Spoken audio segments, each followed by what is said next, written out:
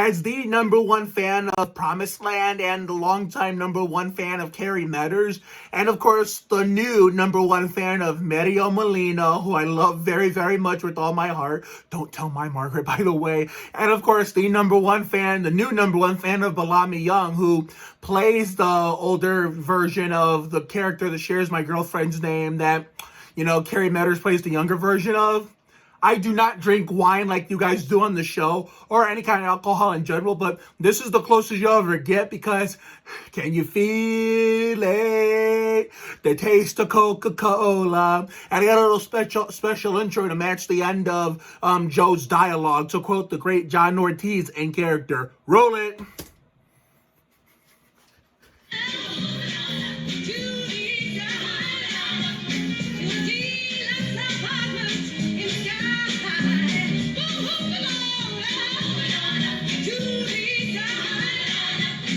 NBA action. Fantastic. Come on.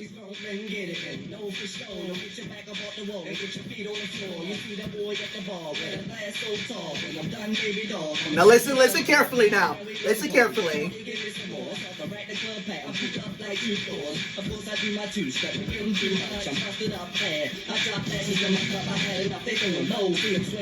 I'll sing it for you in case you guys don't hear it in the song.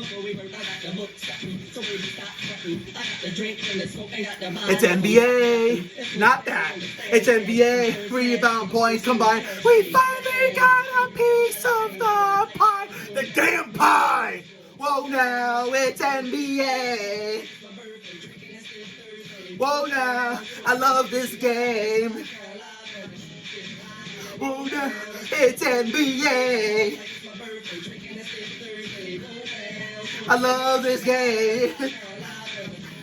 Come on. Okay, that's enough of that. That's enough of that. I need a fucking break. Oh my God. We finally got NBA action. Finally got a piece of the pie. Fantastic.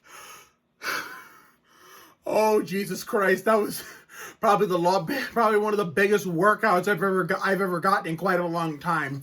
And no, not my whole life. I'll tell that story about what happened 1 year ago in July of last year when I had the biggest workout of my life. I'll save that story for the summer. We need a drink. I'd like to teach the world to sing in perfect harmony.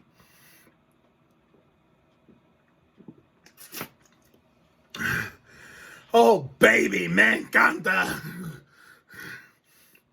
Excuse me.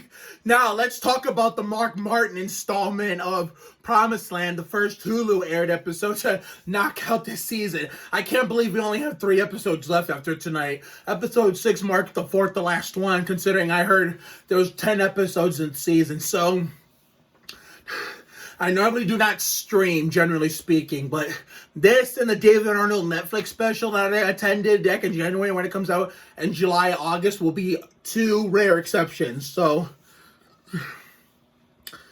I really don't know what to say about that episode, honestly. Probably the craziest one I've ever seen. And I don't know, I can't remember, was it the Dale Sr. installment or the Mike Skinner installment that had the cliffhanger where, Joe caught Letty sneaking around with Father Ramos, before we got to carried over to the beginning of the next one where he clocked him like Bob Barker, and, Father Ramos let him do it.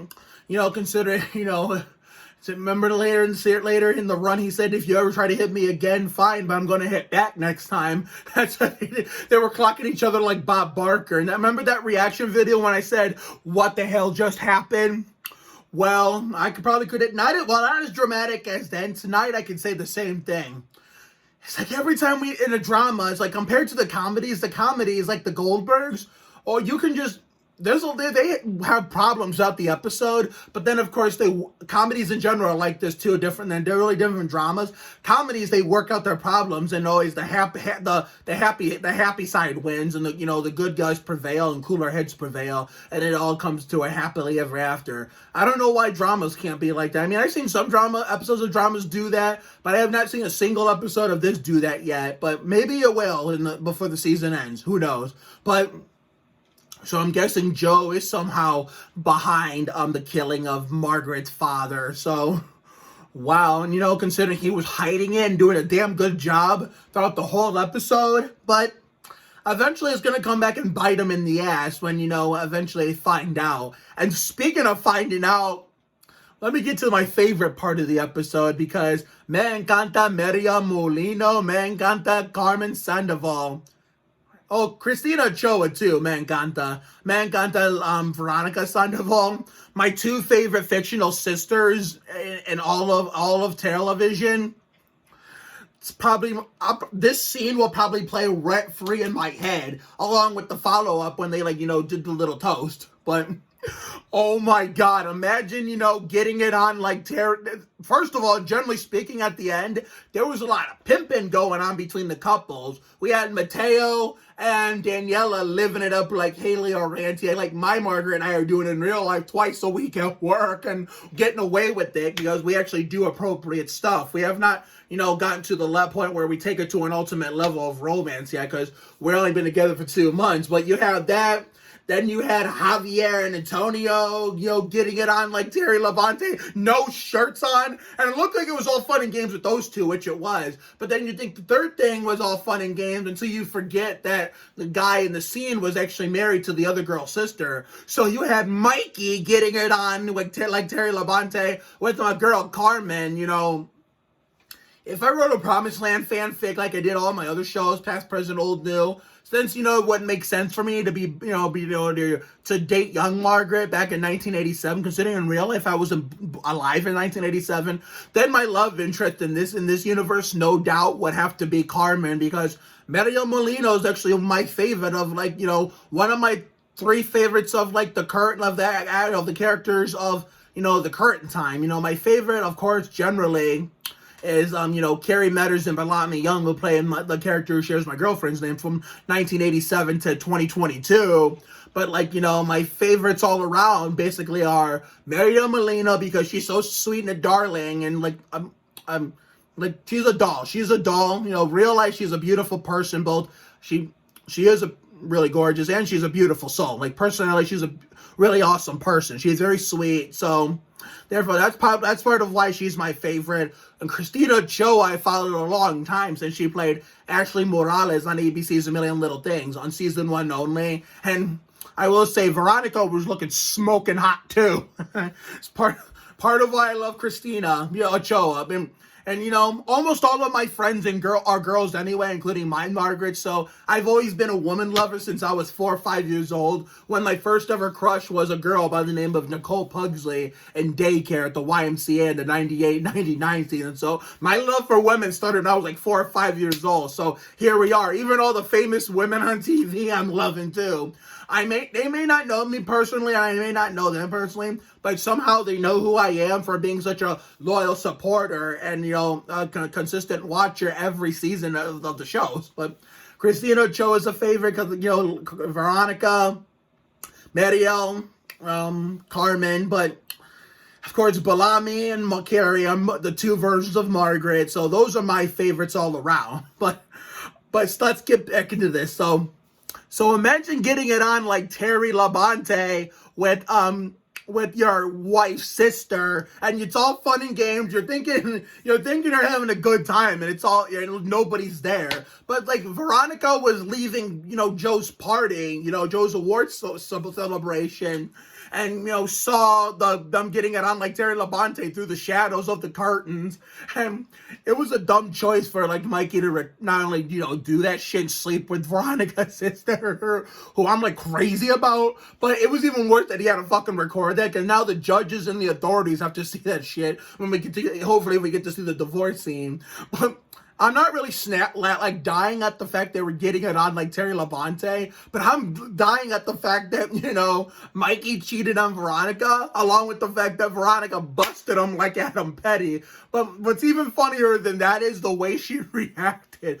Oh, you gotta be kidding me. And then she throws them their clothes, and you're and that chick with Livin la Vida Loca like Ricky Martin, and screaming, get out, get out, get out, get out. I can't do it as good as Christina Ochoa.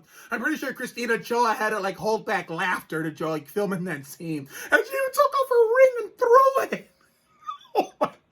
I was fucking dying. That shit was hilarious. But how ironic and unpredictable, we have a ring throwing scene. On the same day my girlfriend is wearing a ring my Margaret's wearing a ring dedicated to me, even though I didn't get to spend much time with her today because, one, she went on a bowling field trip, and two, I was tired all day. Sadly, I won't get to see her tomorrow because I'm staying home from work because, I have a family emergency that I will not get into, which is, is kind of impeding my time, to get on the bus, knowing I'll fall asleep, got to get ready on my own, and that means I'll miss the bus because no one will be here to give me a wake-up call and, get me straight. So that's why it's best if I stay home.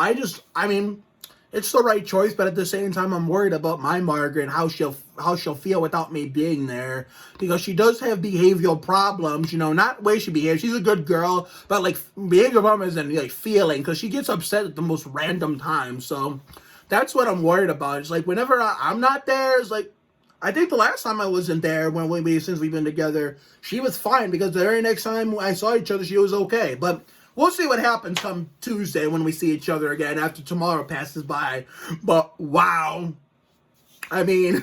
Joe really let those boomers in the room have it, and his family could never be more proud. I was clapping too. And Margaret, Balami young Margaret, not the Carrie Metters Margaret or my Margaret in real life, Firestone. Even she was really womanly about it. She was very womanly, and but Jimmy him about it, even though they're not together no more, except for the "Your Love Is King" scene in one of the later ABC airings. But now for the 1987 scenes, now for the younger Margaret, played by Carrie Metters. That's a song I made up like Jamie McMurray after Carrie Metters do Bubble Bath and peanut butter from Barney. But oh my God, she was getting it on like Terry Labonte in the 1987 scenes, with was it young Joe? Yeah, young Joe, and her dad just fucking snapped. And I can understand why, because she explained it herself. Ever since like her on-screen mom died, that we'll never get to see in the show. Kind of like how we'll never get to see the on-screen friend of the girls on Pivoting on the Fox side of things, because unless we get flashbacks in that show. But we're save the conversation for Thursdays. But we'll never get to see like young Margaret's mom. So I understand why he reacted that way, because for explanation, he's been overprotective since his wife died. Who could blame him? Because I'm pretty sure, well, my mom and dad, I'm not going to get into that, but even though I don't see my dad every day anymore, he's, even when we grew up under the same roof together, he wouldn't, even though I really never dated until I was 21, I got in this house, my parents were never like that. They didn't care who or my sister dated, as long as, one, those people treated us well, and two, as long as we were happy with them. So my dad and mom don't even care who I date, as long as they treat me well and as long as I'm happy. And Margaret's been treating me excellently, and I've been happy with her. She's been treating me way better than that waste of space, we call Janet ever did and ever did. And I'm way more happy with Margaret than I ever was with Janet or Helena. So, yeah, but then eventually they did make up for it by, spending more time together, to make up for it, her dad just barging in out of nowhere. And then, young Joe, saw, young Letty and, young Billy, getting it on like Terry Labonte. Yeah, so he was about to make the move, like kind of like how Margaret and I were making moves on each other up to back in September, October, November, December. We were making moves on each other. Her moves were more frequent than mine, honestly. I could go on a whole story of how Margaret and I became the thing, with her making the first move and her making more moves than me. The only major move I did was asking her to be my girlfriend after her making all these flirtatious moves on me. And here I am thinking I was going to get a no, and I was getting ready to feel the worst and feel the rejection. But to my surprise, I got a yes, but I didn't go crazy on the celebrating like I wanted to. I kept it calm that way, considering, I didn't want to, give her, react in a way that would give her the wrong idea. You know what I'm saying? So I kept it calm. We took a picture, went home, and we celebrated. And then next day we had the holiday Monte Carlo 400 and Christmas time. But yeah, so I saw, Joe was going to make the move to young Joe was going to make the move to young Letty, but when he saw her getting on like Terry Labonte with young Billy, he just said, you know what, fuck it, I'm going to go get it on like Terry Labonte with young Margaret. And boy, not just at the end, but throughout that whole episode, there was a lot of pimping going on. So all out of the romantic couples were getting it on, like Terry Labonte. But I saw Mateo and Daniela's marriage coming from a mile away since the episode where they first hooked up. They've been getting it on like Terry Labonte for a while, and tonight was just the real test. Tonight was the real test. I get it. The current Letty was scared for him and, didn't want him to get married, and even Father Ramos said it himself, and, he's right. I get you've made his decisions all his life, but he's a man now, so he can make his own decision and do this kind of stuff on his own for the future.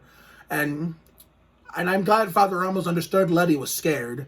And then he convinced her that no matter what happens, you're going to get through it. Maybe you're going to get through it. Well, who cares if the bottles fall at this point?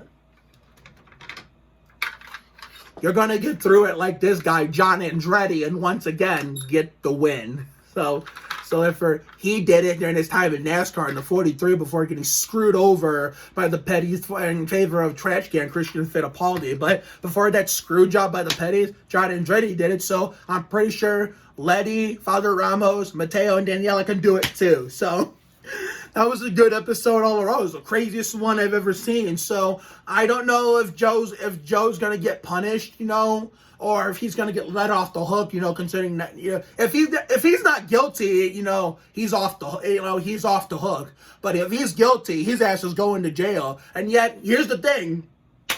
On A Million Little Things, which we say for Wednesday, what talks we say for Wednesday, I thought Gary was going to jail for like kicking Peter's shit in like Ricky Rudd because of the fact he was making Sophie sexual assault all about him, considering that he was upset that considering he did what maybe John would have done, and then that scenario if he were alive.